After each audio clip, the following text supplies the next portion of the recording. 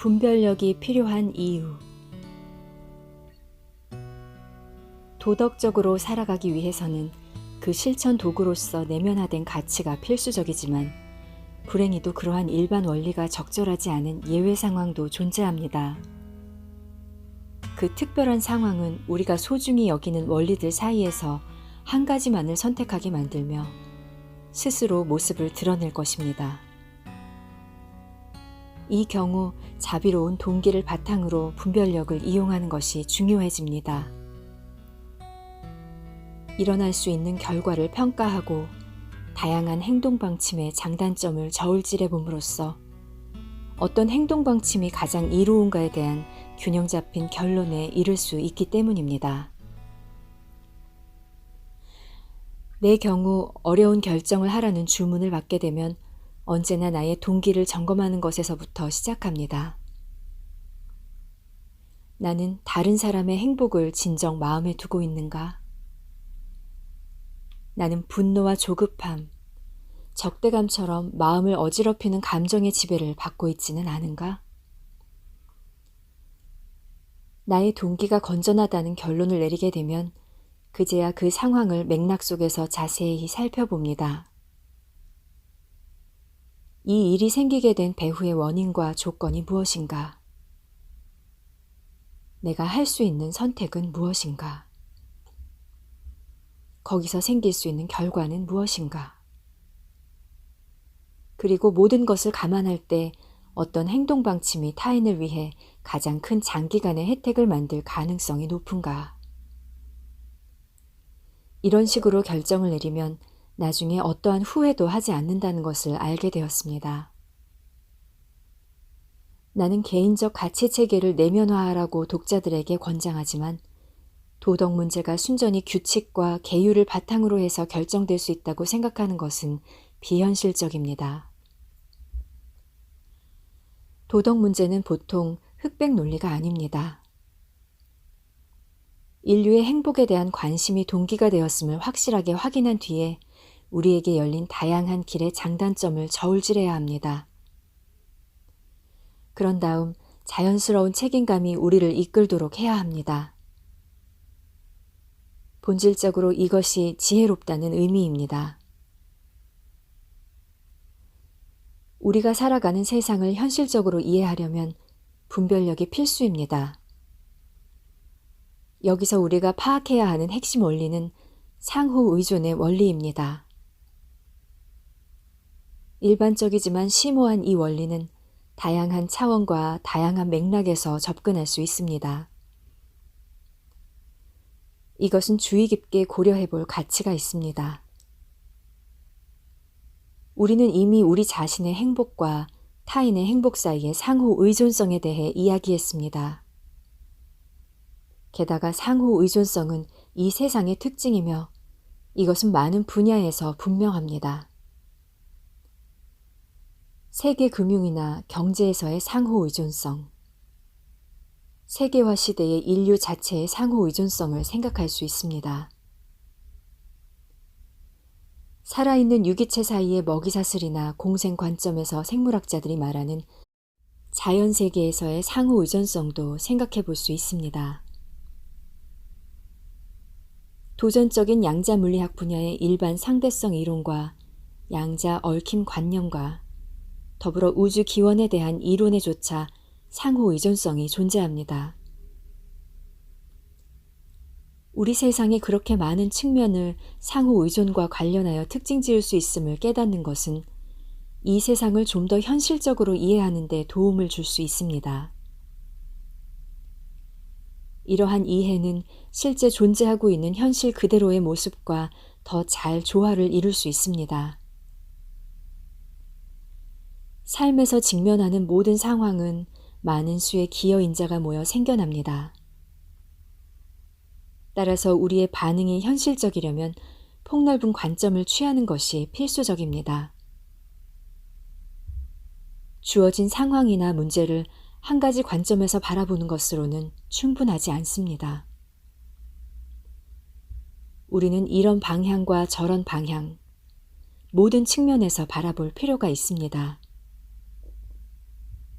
내가 종종 말하듯 앞과 뒤, 2차원에서 보아야 하고 오른쪽과 왼쪽, 4차원에서도 보아야 하며 위와 아래, 6차원에서도 보아야 합니다. 그렇게 하면서 이처럼 더 넓고 전체적인 관점을 취할 때 분명 우리의 반응은 현실과 좀 더 조화를 이룰 것입니다. 이와 더불어 목적을 달성하게 될 가능성도 높아집니다. 불행히도 문제가 생기면 사람들은 종종 그것을 너무 좁은 시각에서 보려고 하는 경향이 있습니다. 예를 들어 차에 시동이 걸리지 않는다고 생각해 봅시다. 이때 자동차 열쇠를 돌리고 또 돌리면서 좌절감을 느끼고 배터리를 방전시키는 것은 어리석은 일입니다. 잠시 멈추고 이 문제를 일으킨 원인이 무엇인지 생각하는 것이 좀 더 현실적일 것입니다. 연료가 부족해서이거나 궂은 날씨와 관계 있을 수 있겠지요. 단순히 뒤로 물러나서 그 상황을 좀 더 넓은 시각에서 바라본다면 그 문제에 훨씬 침착하게 다가갈 수 있습니다. 두말할 필요 없이 이것은 그 문제를 효과적으로 다룰 수 있는 더 좋은 기회도 가져다 줄 것입니다. 거듭 말하지만 불행이 닥치면 우리는 그것을 하나의 원인으로 인한 결과로만 보려 하고 성급하게 타인을 탓하는 경향이 있습니다. 그러나 이런 종류의 과도한 감정적 반응은 사실 상당히 비현실적입니다. 버스가 늦게 온다고 운전사에게 화를 내서 어떤 혜택을 얻을 수 있겠습니까? 매우 자주 있는 일이지만 어느 한 사람의 행동은 사건이 펼쳐지는 방식에 아주 작은 역할만 합니다. 차질이 생긴 일에 대해 남을 향해서든 자신을 향해서든 비난하고 탓하면서 반응하는 것은 일반적으로 잘못 판단한 것이며 그 상황을 더 악화시킬 위험성만 높습니다. 사실 우리가 직면하는 모든 사건은 수없이 많은 다양한 원인과 조건의 결과로 일어나며 그중 상당수는 어느 한 개인이 조절할 수 있는 범위 밖이고 심지어 그중 일부는 전체 원인이 눈에 보이지 않는 상태로 남아있을 것입니다. 직업을 잃는 일과 같은 중대한 도전에 직면한다면 불안감 때문에 무기력해지거나 일어난 사건의 부정적 측면에 사로잡힐 수 있습니다. 이제 우리 가족을 부양할 수 없을 거야 라거나 불쌍한 나, 다시는 직업을 얻지 못할 거야 라고 생각하면서요. 이런 태도의 위험성은 눈앞의 공경에만 너무 좁게 초점을 맞춤으로써 거기에 대해 아무 일도 할 수 없게 된다는 점입니다. 반면 일어난 상황을 좀 더 폭넓은 맥락과 다양한 시각에서 보려는 분별력을 이용하는 것은 해결책을 찾는 데 도움을 줄 것입니다. 물론 아무리 열심히 노력한다 해도 인간의 분별력은 언제나 불완전합니다. 붓다나 신처럼 천리안을 가졌거나 전지전능하지 않는 한 우리는 전체 그림을 절대 보지 못할 것이며 어떤 상황을 일으킨 원인도 전부 알지는 못합니다. 우리 행동의 모든 결과를 예측할 수도 없습니다. 언제나 일정한 불확실성의 요소가 있게 마련입니다. 이것을 깨닫는 것은 중요하지만 그것 때문에 걱정해서는 안 됩니다. 이성적 판단의 가치를 포기해서는 더더욱 안 됩니다. 그 대신 적절히 겸손한 태도로 주의하면서 행동을 단련해야만 합니다. 때로는 해답을 모른다고 시인하는 것 자체가 도움이 될 수 있습니다. 무언가를 알지 못한다면 그릇된 자만심이나 허영심 때문에 확신하는 척하는 것보다는 터놓고 시인하는 편이 훨씬 낫습니다. 이러한 불확실성은 앞에서 말했듯이 순전히 결과만을 고려하기보다는 동기의 차원에서 도덕을 그 바탕에 두어야 하는 또 다른 이유입니다. 사실 우리 행동의 결과는 종종 우리가 통제할 수 있는 범위 바깥에 있습니다.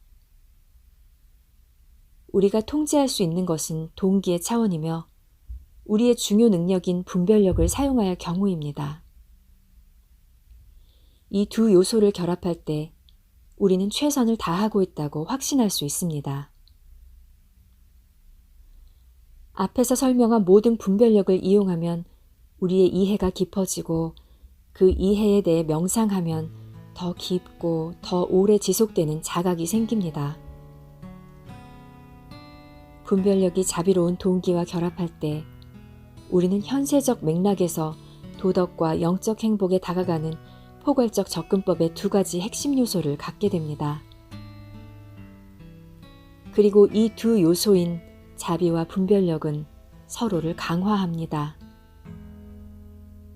자비는 두려움과 불신을 줄여서 우리 가슴과 마음 속에 고요하고 안정된 공간을 만들고 이 공간은 우리로 하여금 분별력과 지성을 좀 더 쉽게 활용하게 합니다. 마찬가지로 분별력을 발휘하는 것은 자비의 필요성과 이점에 대한 확신을 강화합니다. 그러므로 이 두 가지는 심오한 방식으로 서로를 보완합니다.